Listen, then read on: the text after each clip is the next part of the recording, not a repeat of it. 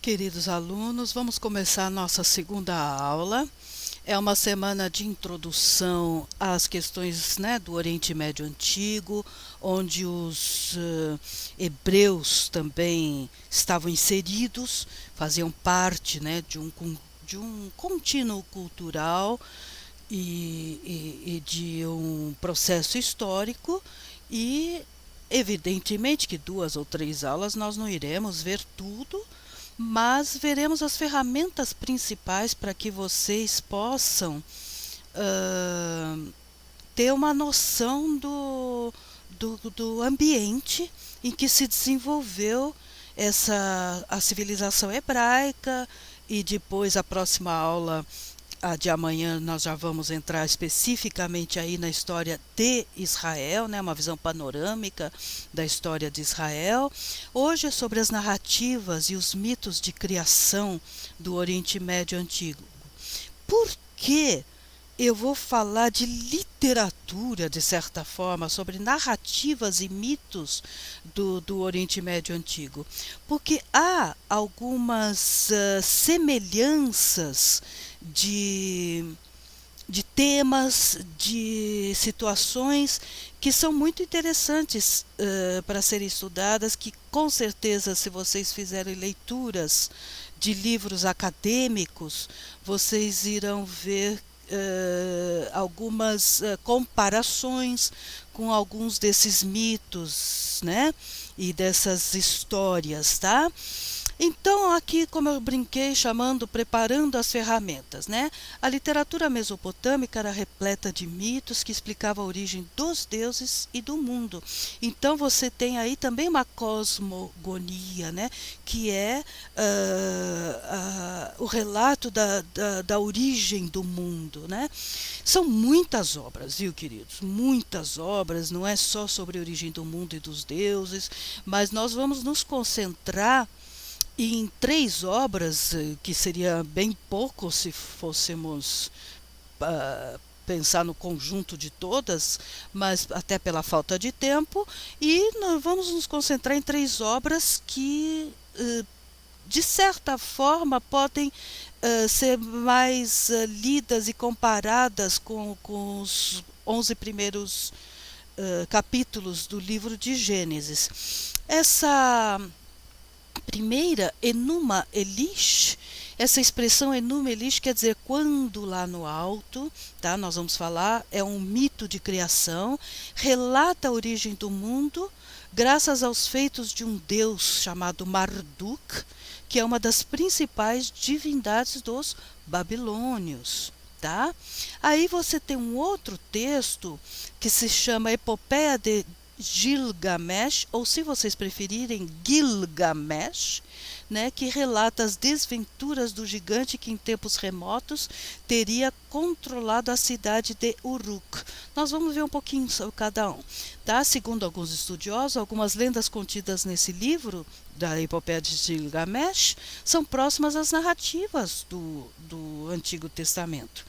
E um outro tipo de texto, que é o Código de Hammurabi, e ele já é um pouco mais tardio, ele é de 1750, mas ele conversa com as questões legais, com os códigos de leis, né? Você tem leis que são muito similares, ou pelo menos que são parecidas com as leis que aparecem, por exemplo, em Deuteronômio, tá? Ou no código que você pode ter lembrar lá o decálogo, né?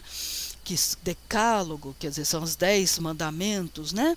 Então, isso é muito importante que vocês saibam que existem essas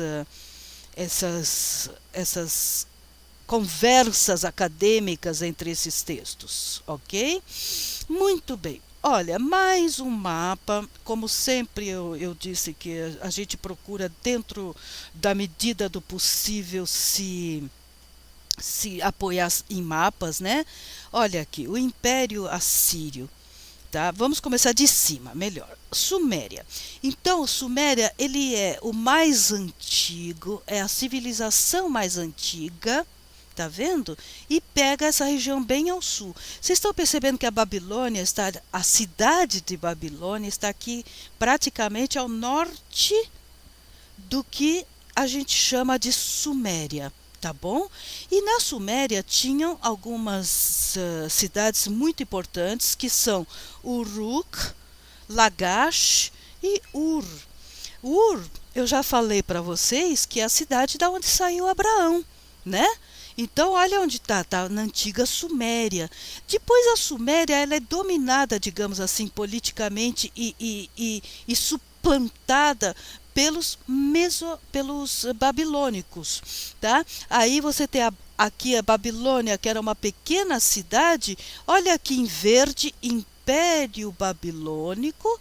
Aí você vê que o Império Babilônico engole a antiga Suméria, tá vendo? E ele se torna um território, olha aqui em verde mais escuro, né? Ele se torna um território muito maior do que a antiga Suméria, tá? E aqui você tem, olha, a cidade de Mari, tá? A cidade de Assur. Tá vendo? Mari, lembra que eu falei de Mari, onde você tem as cartas de Mari, que são textos importantíssimos também para os estudos do Antigo Testamento, né? Do contexto cultural que cerca esse período, tá bom? E aí, por fim, nesse verde mais vivo, mais claro, o Império Assírio. Vocês estão percebendo que um praticamente vai ampliando e engolindo o outro? Olha, o Império Assírio pega o que era a Suméria, o que era o Império Babilônico e se torna aqui toda essa região, pegando inclusive, olha, Israel. Pegando inclusive Israel, né? Você tem aqui a Fenícia, lembram que eu comentei com vocês da Fenícia, que é o atual Líbano, né? Olha aqui a Fenícia, que é o atual Líbano. Aqui, olha, onde eu falei daqueles povos hititas, que eles, antes de chegarem os povos da Ásia Menor, né? Antes de ser Ásia Menor, era o Império Hitita, tá? E o Egito está aqui, olha, né? Então, vocês veem como tudo tem um relacionamento e são todos ou quase todos línguas semíticas, ou seja, são parentes do hebraico, do aramaico, né? Do árabe de hoje. Então você tem aí estudos muito importantes das línguas antigas que te ajudam a entrar num melhor conhecimento e significado das palavras e dos termos hebraicos, né? Então vamos lá, queridos. Ok, um pouco mais de história. Aqui nesse slide, de uma forma muito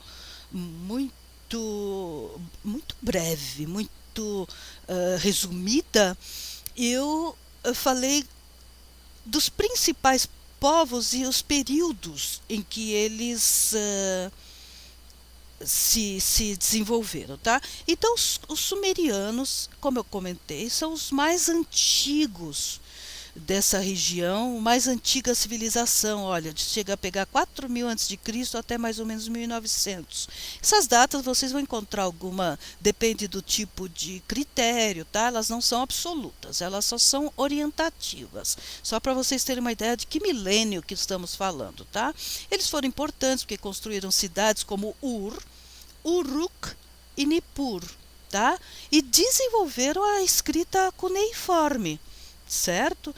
Então, eles, e mesmo quando eles foram suplantados, dominados pelos babilônios, que logo a seguir, está vendo, de 1900 a 1200 a.C., eles, os babilônios aproveitaram muitas ideias e muitos pensamentos e mitos dos sumerianos. Então, eles não morreram totalmente, pelo menos do ponto de vista cultural, né? Então os babilônios absorveram também os aspectos culturais, assim como, por exemplo, vocês devem saber que os romanos absorveram muito da cultura grega, tiveram a sua própria especificidade, mas eles beberam muito da fonte grega. Os babilônios também, eles beberam muito das fontes sumerianas, tá? E aí, vocês veem que os hititas, eles estão mais ou menos ao mesmo tempo que os babilônios, só que eles estão no que a gente chama hoje de Ásia Menor. Então, enquanto os babilônios estão naquela região que eu mostrei no mapa para vocês, vocês já têm o Império Hitita, tá? Que acaba por volta de 1200 antes de Cristo. E aí, na sequência cronológica, o outro grande império é o Império Assírio. Olha, de 1200 a 612 a.C. O que acontece em 612? A cidade de Nínive é derrotada, ela cai na mão dos novos babilônios. E quem são esses novos babilônios? Eles são chamados de caldeus. Então, olha, os caldeus estabeleceram sua supremacia na Mesopotâmia, formando um novo império conhecido como Neobabilônico. Tá? E o rei mais importante foi o Nabucodonosor, certo? Então aqui é um quadro muito esquematizado e muito rápido, só para vocês não se perderem nesses nomes e nessas questões, certo? Você tem aí um leve passar de olhos, né, pela história da região até aproximadamente 539 a.C., tá? Que nós veremos exatamente o que vai acontecer. E aí, queridos, o primeiro texto que é muito interessante para se estudar, para se ler e tentar fazer uma comparação com os relatos bíblicos também, principalmente dos 11 primeiros capítulos de Gênesis, ele se chama Enuma Elish. Enuma Elish é um grande poema, né? Um poema épico da antiga Babilônia sobre o mito da criação. Ele foi escrito em 7 tábuas de argilas, olha as 7 tábuas aí, e que foram descobertas no século XIX da nossa era, tá? Na biblioteca de Assurbanipal, em Nínive. Olha aí, a antiga capital do Império Assírio, tá? Ele foi achado lá, tá? Nínive é muito próxima hoje da cidade de Mossul, no Iraque, tá certo? Apesar de estar relativamente degradado e a quinta tábua não ser muito nítida, tá? Nós temos um texto para a descoberta, para a época que ele se refere, até muito bem preservado e quase totalmente disponível, tá? Dadas as suas enormes semelhanças com a narração bíblica do Gênesis, várias discussões têm surgido da qual a história é a original e qual que é a adaptação à religião em causa.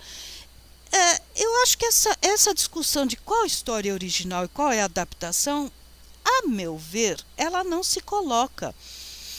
Com certeza a Enuma Elish é mais antiga. Com certeza.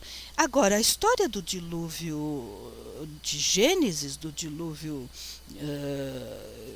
como narrado na Bíblia, ela é uma outra história, mas os elementos culturais que se utilizaram foram a mesma o quê?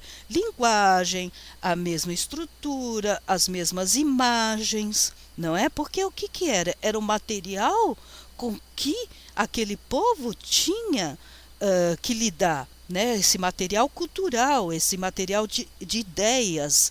Então, essa forma de relatar não podia fugir muito disso, ok? Ele está escrito, né, o Enuma Elish, esse grande poema épico, com caracteres cuneiformes de uma língua chamada acadiana, que é muito parecida, é muito aparentada com todas as línguas semíticas, com o hebraico, com o aramaico, tá? E cada uma dessas tábuas tem entre 115 e 300 linhas, dependendo mesmo do estado. Tá? O Enuma Elish consiste na superiorização do rei Marduk. O que quer dizer isso? Quando você tem no Antigo Oriente Médio, na região da Mesopotâmia, crescente fértil, você tem acontece de um povo dominar o outro, não é só o povo que domina, mas aquele que está dominando faz com que, através de seus relatos e sua poesia e suas crenças religiosas, faz com que o seu Deus, o Deus desse povo vencedor, seja também o vencedor do Deus do povo vencido. Então, você é o povo vencedor, então o seu Deus também vai vencer aquele Deus do povo anterior. Tá? Então, isso que é a superiorização de Marduk. Ou seja, ele passa a ser o principal Deus e passa a ser o protetor da cidade de Babilônia sobre todos os outros deuses da Mesopotâmia, principalmente sobre um deus chamado Tiamat. Tá? O texto do Enuma Elish é uma alusão constante à luta entre ordem e caos.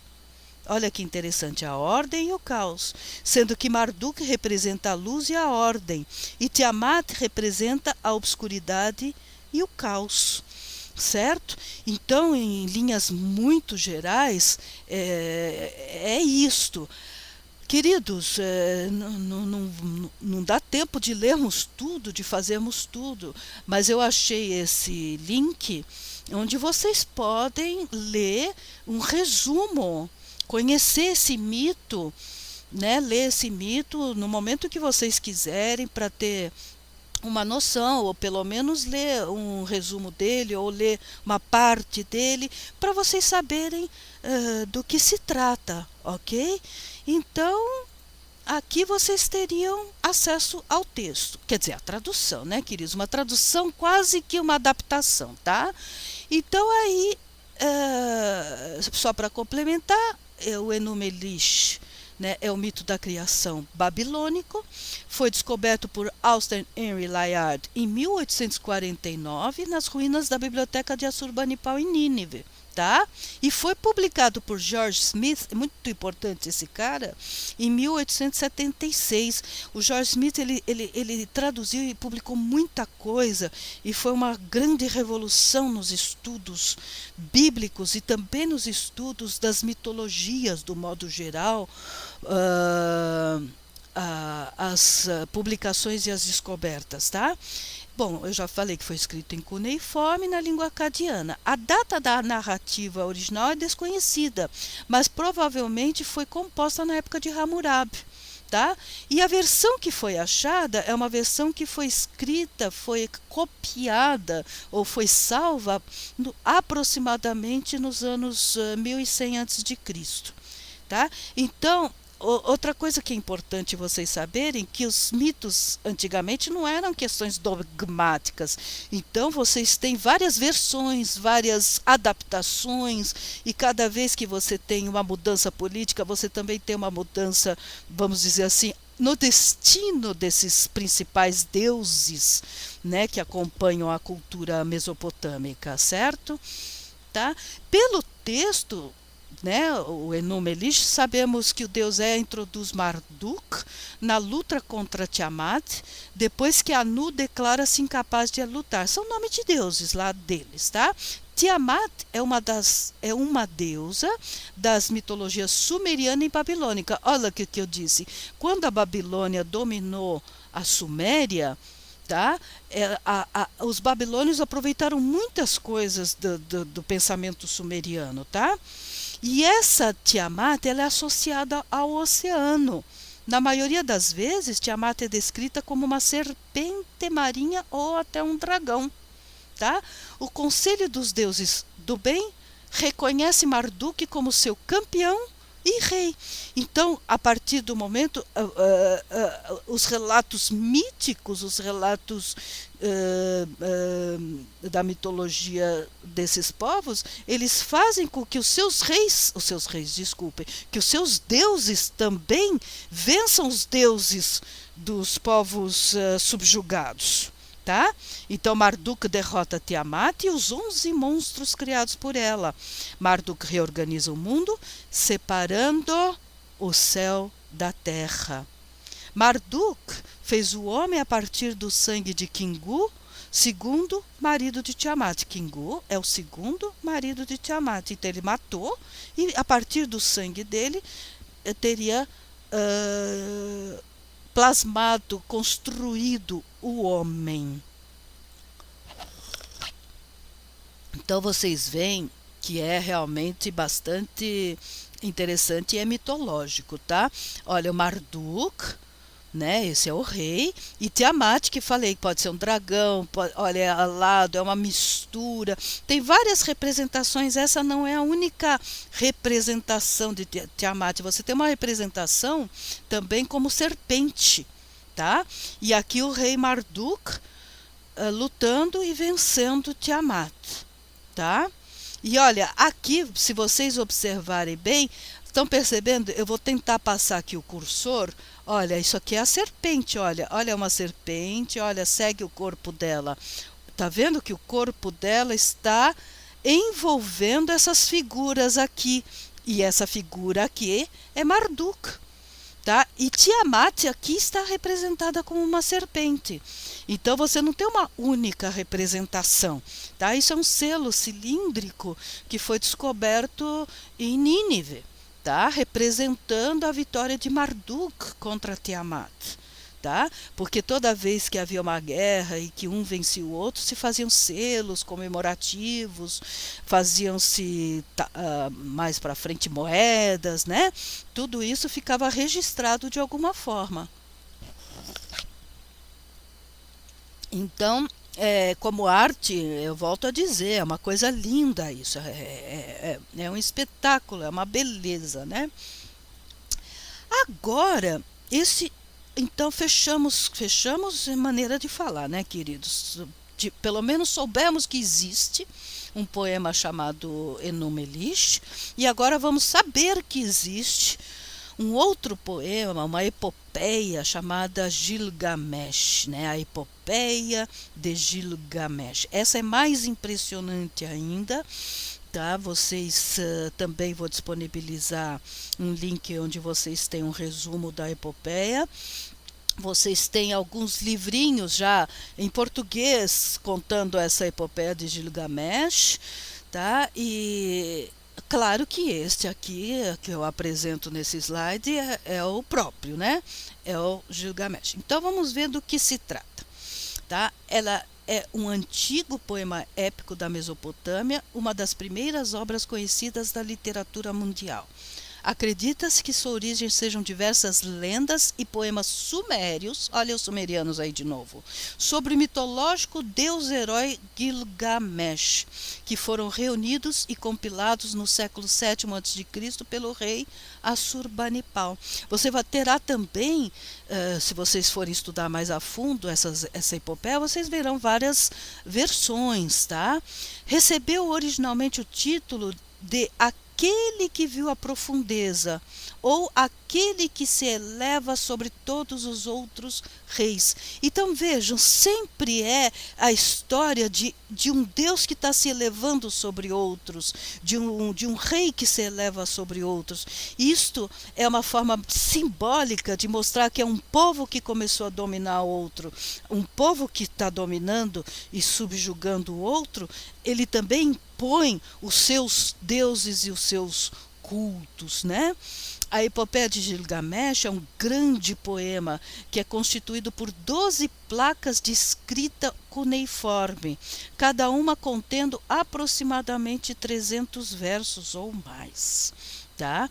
Então ele é relativamente longo e vocês têm livrinhos, se forem no Google procurar a epopeia de Gilgamesh, vocês podem até ver. Procurem livros, vocês vão ver que tem pequenos livros que contam, até adaptações assim mais fáceis, digamos, para as crianças, tá?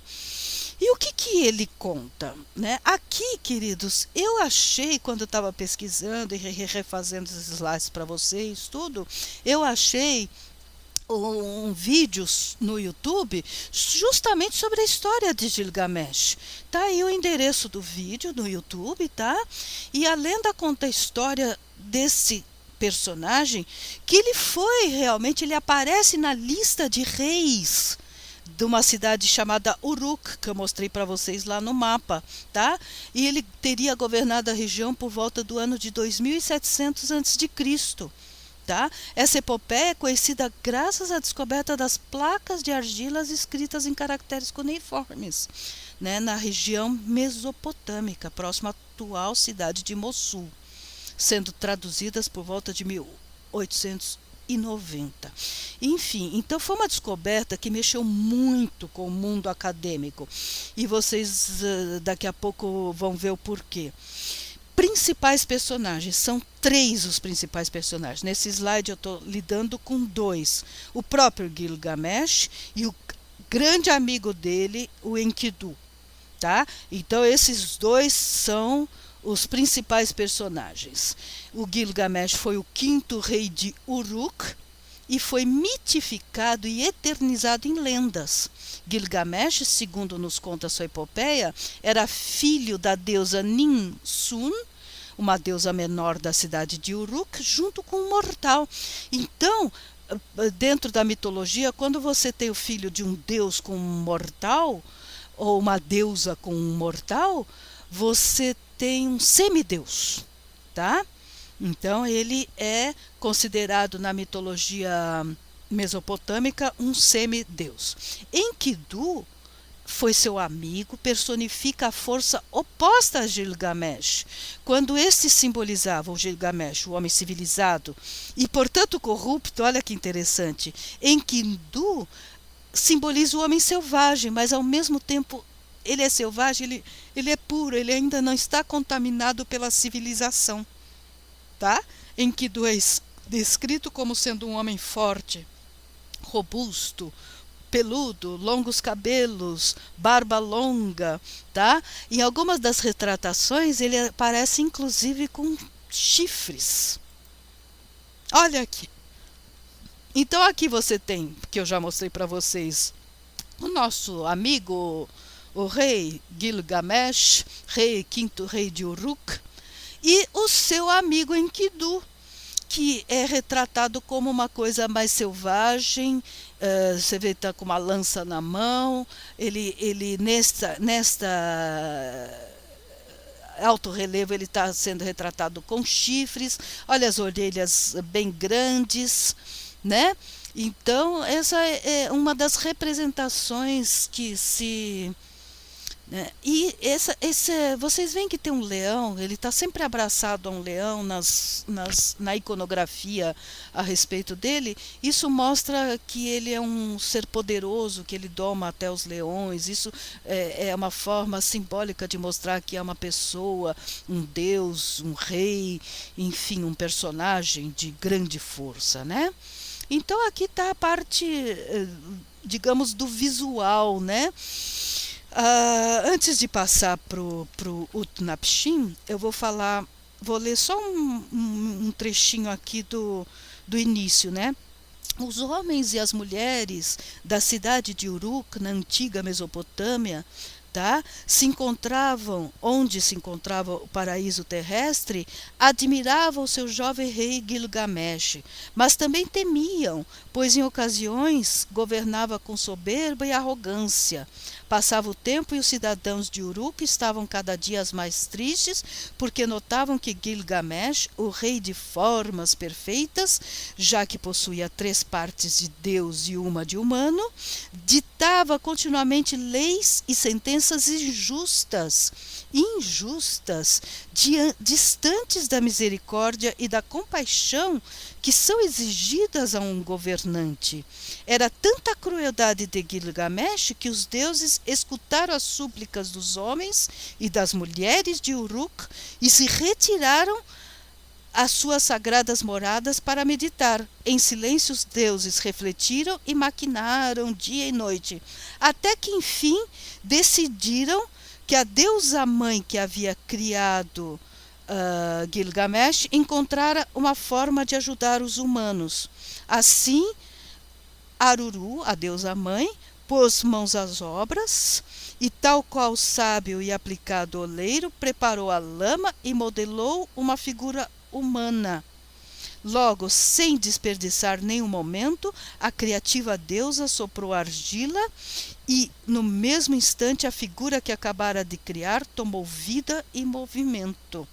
Aruru, a deusa-mãe, satisfeita com sua obra, retirou-se para descansar, mas antes impôs suas divinas mãos sobre a cabeça, coberta de encaracolados e longos cabelos daquele novo homem que tinha à sua frente, e com voz de trovão lhe falou: Tu te chamarás Enkidu, serás um grande guerreiro e um herói de valor, e enfrentarás o jovem rei Gilgamesh para obrigá-lo a tratar o seu povo com respeito. E assim começa a epopeia, certo? Então, você tem aqui a representação, mais uma outra, tá vendo? Gilgamesh, né, à esquerda, o Enkidu à direita, tá certo? Então vocês têm várias representações também, olha, e um touro alado faz parte também desse imaginário dessa época, tá? Então são obras muito bonitas. Aqui nesse link, queridos, vocês vão ter um resumo da epopeia para vocês lerem, né? E terem uma noção mais da história. Mas antes tem um terceiro personagem, que eu falei que eu ia falar de três, né? E esse terceiro personagem, ele é importantíssimo. O nome dele na epopeia é complicadinho, né? Utnapishtim. Utnapishtim. E vários autores, não só eu, né? Os autores deram como título, na análise desse Utnapishtim, o Noé babilônico. Vejam, vocês já começam a desconfiar do que se trata. O Utnapishtim, se ele é o Noé babilônico, então ele enfrentou um dilúvio, ele provavelmente fez uma barca, ele salvou animais. Percebe? Então você tem essa história exatamente assim. Esse daqui é o Utnapishtim, tá? Essa é a barca dele. Olha que ele está carregando madeiras, ele está construindo a barca. Você tem aqui representação de água. Ele vai salvar um casal de animais de cada espécie. Então, vejam vocês, e pelas descobertas e pelos relatos, um relato muito antigo, muito antigo.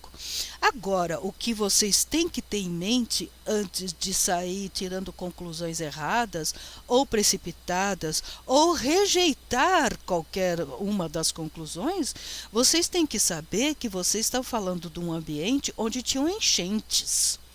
Então, é natural que as enchentes elas fizessem parte do arcabouço intelectual e mitológico e religioso desse povo, né? E isto se dá no Oriente Médio. Nós começamos a nossa primeira aula de ontem falando dos vales do rio Nilo, do rio Tigre, do rio Eufrates, não é verdade? Então você tem, ao lado de ambientes secos que você tem na região desértica, você tem os grandes vales úmidos, você tem as grandes enchentes. Então tudo isso se reflete no aspecto cultural, né? E aí eu pus aqui um trecho para vocês verem do relato. Vou revelar-te, Gilgamesh, algo oculto e o segredo dos deuses a ti quero contar. É Utnapishtim falando. Shuruppak, a cidade que conheces e que está situada à margem do Eufrates, esta cidade antiga, é lá que estavam os deuses. Suas más disposições levaram os grandes deuses a desencadear um dilúvio. O príncipe Ea, que jurara com eles, repetiu suas propostas na choupana de Junco. Homem de Shuruppak, filho de Ubar-Tutu, passa a demolir a tua casa e constrói um barco. Renuncia à riqueza e busca a vida. Despreza os bens e conserva a vida. Faze subir a barca viventes de todas as espécies. Que da barca que construirás as dimensões se correspondam, que sua largura e comprimento sejam iguais. A embarcação acostou no monte Nisir. O monte Nisir segurou a embarcação e não a deixou mais se mover. Um primeiro dia, um segundo dia, o monte Nisir, dito um terceiro dia, um quarto dia, o monte Nisir, dito um quinto, um sexto, o monte Nisir. Quando chegou o sétimo, queridos, preste atenção, quando chegou o sétimo, fiz sair uma pomba e soltei-a, e a pomba se foi e voltou, não encontrando onde pousar, voltou. Fiz sair uma andorinha e soltei-a. A andorinha se foi e voltou. Não encontrou onde pousar e voltou. Fiz sair um corvo e soltei-o. E o corvo se foi e, vendo o refluxo das águas, comeu, patinhou, crocitou e não voltou. Eu até pus aí uma interrogação porque eu achei engraçado esse termo, né? Fiz outro sair em todas as direções, ofereci um sacrifício, fiz uma oferta expandida sobre o piso da montanha, ergui 7 e 7 vasos em libação. A seus pés coloquei cana, cedro e mirta. Cano, cedra e mirta, três coisas, 3 presentes.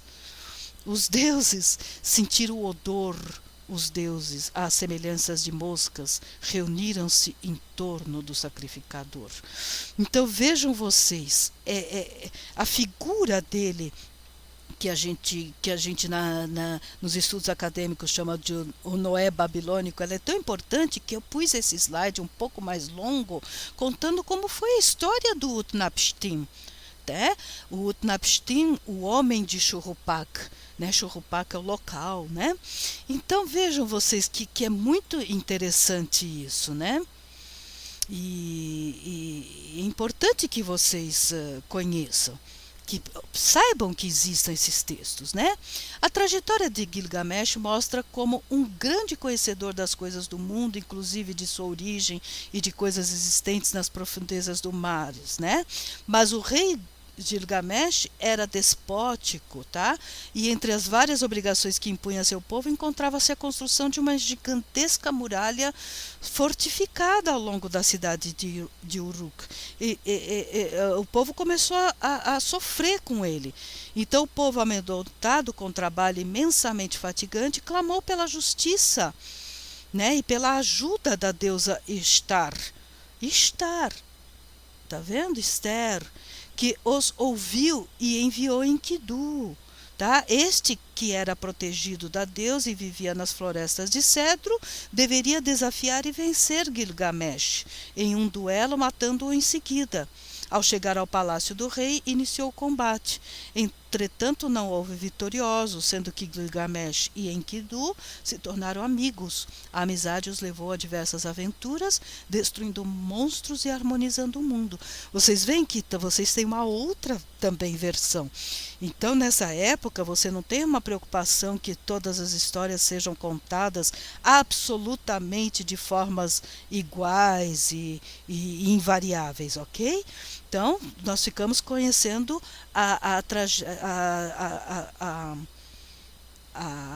o início, né, enfim. Aí a Ishtar sentiu ciúmes da amizade e tentou seduzir Gilgamesh, que, sabendo que aquele que amasse a deusa morreria, ele não aceitou ser seu amante. A deusa, com muita ira pela recusa, decidiu matar o amigo, o Enkidu, infligindo a ele uma doença que o deixou agonizando por 12 dias antes de morrer. Olha, nós já falamos do número 7, já falamos de 3 e já falamos de 12. Vão atentando. Então são símbolos e são números que tinham muito significado nessa época, nesta cultura semítica, tá? E aí, com a perda do amigo, Gilgamesh resolveu ir atrás de novas aventuras, o que levou a encontrar Utnapishtim. E assim vocês podem depois ler o resto da história. né? Então veja, é muito interessante. Então esses dois textos, o Enuma Elish e a Epopeia de Gilgamesh, eles estão no âmbito das lendas, né? Dos mitos, da epopeia. E aí o terceiro texto que eu escolhi para falar, para conversar, que ele conversa com os textos bíblicos, né, é o Código de Hammurabi. Como o nome diz, código é um conjunto de leis, né? Um código legal, um conjunto de leis. E é muito importante esse Código de Hammurabi, né? Ele foi escrito por volta de 1750, tá? O Código de Hammurabi é visto como a mais provável origem do direito. Talvez seja um dos códigos mais antigos. Não é o único, tá, queridos? Você tem vários outros códigos que inclusive eu cheguei a estudar no meu mestrado, tá? Mais ou menos da mesma época, um pouquinho anteriores, tá? Mas nessa época começam a surgir essas legislações, tá? E vocês têm aí nesse link detalhes que vocês podem verificar um pouquinho sobre o código. E vocês têm também, se procurarem no Google, vocês vão ter livros em português. Você tem, eu não lembro agora o nome, é um padre, inclusive, se não me engano, que fez uma edição em português, não sei se ele traduziu diretamente de uma edição inglesa ou francesa, tá? Mas nós temos em português o Código de Hammurabi todinho, tá? E para quem tiver curiosidade ou no futuro quiser aprofundar. Então é isso. É muito importante que vocês conheçam. Aqui, queridos, eu coloquei, olha que coisa espetacular. O Código de Hammurabi, que nós estamos chamando desse código, todas essas leis que Hammurabi escreveu ou compilou, enfim, porque elas já podiam até existir na época, e ele deu organização, inclusive por setores, né, da vida civil e prática, né? Foi escrito nesta pedra. Foi escrito nesta pedra. Então eu pus esta foto que eu tirei da internet, porque aqui é o Museu do Louvre, em Paris. Quem foi a Paris ou quem tiver a oportunidade de ir, não pode, em primeiro lugar, deixar de ir ao Louvre. E daí você tem uma noção do tamanho da pedra.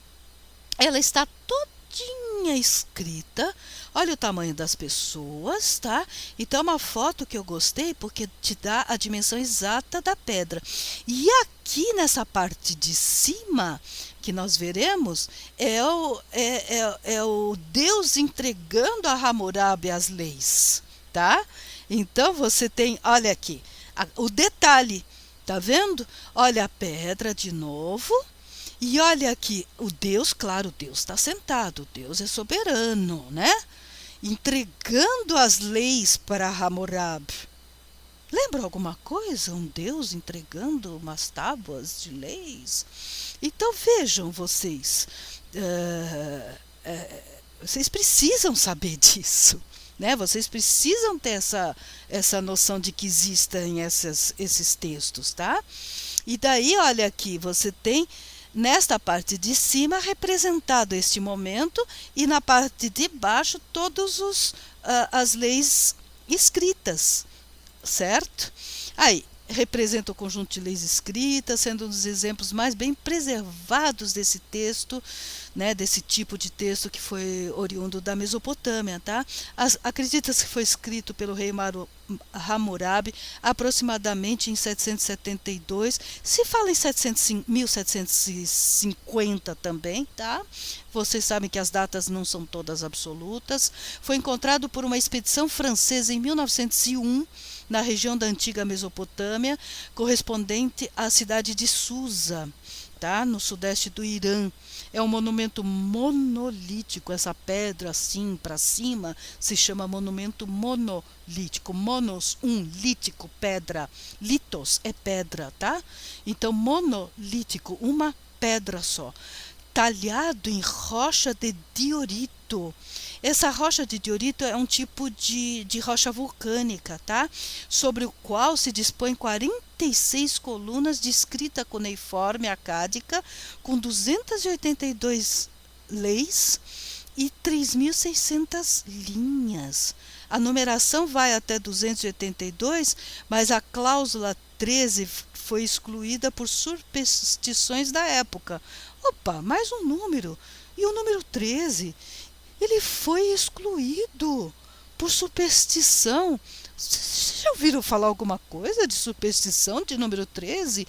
Olha, gente, como as coisas estão arraigadas, como as coisas são antigas na nossa mentalidade, na nossa civilização, nas nossas, a gente chama de arquétipos, né? Os primeiros tipos, os tipos mentais, digamos, de ideias, que moldaram a nossa civilização, né?